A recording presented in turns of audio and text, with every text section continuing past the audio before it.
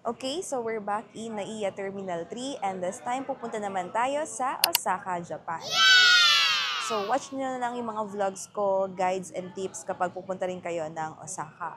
But before that, kung gusto nyo naman mag-book ng hotels or activities or anything sa Klook, gamitin nyo lang yung Klook code ko na KATIP Klook. So today, i-share ko naman sa inyo yung aming naging immigration experience. Sa akin, wala naman masyadong tinanong and actually pagpunta namin doon sa immigration, wala talagang tao.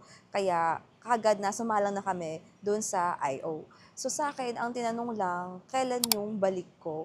Tapos nakita niya kasi may hawak akong papers. Kasi yung papers na yun, hinanda ko na kasi dala ko yung COE ko, yung 2316 flight ticket, tapos yung hotel booking.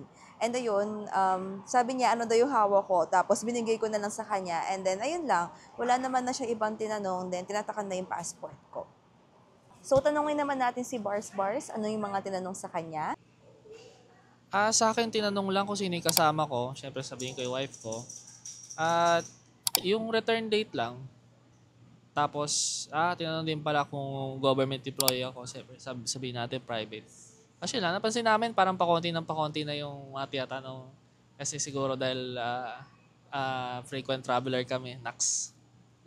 Yun lang. So, ayun lang talaga guys yung mga tinanong sa amin.